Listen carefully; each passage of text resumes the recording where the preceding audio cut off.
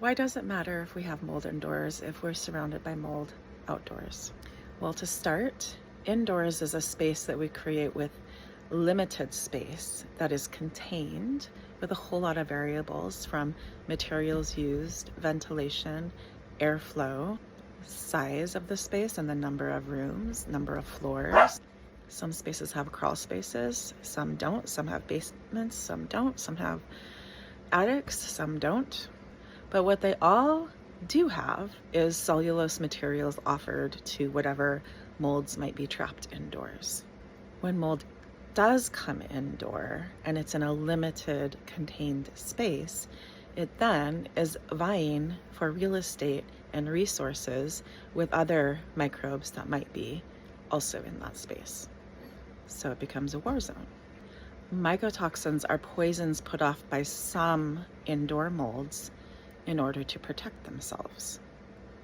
Mycotoxins are not to be ignored. They can cause anything from skin rashes to cancer. Not all indoor molds produce mycotoxins, but even if they don't produce mycotoxins, they often will produce symptoms that might look like allergies, respiratory and sinus symptoms in particular.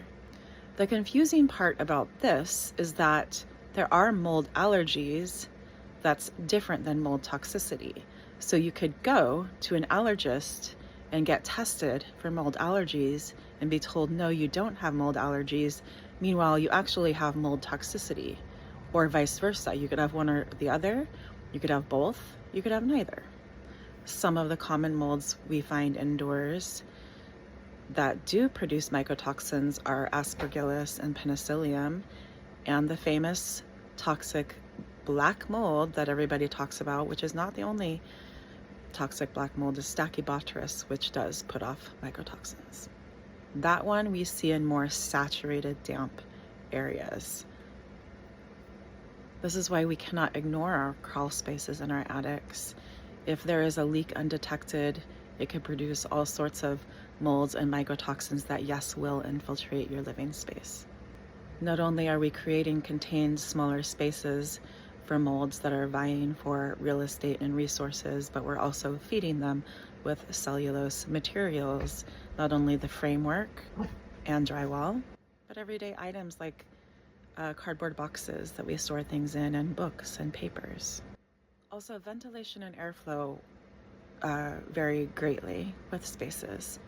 So check your materials, check your ventilation, check your airflow, check for leaks, know your crawl space and your attic. Happy Multi Monday in health.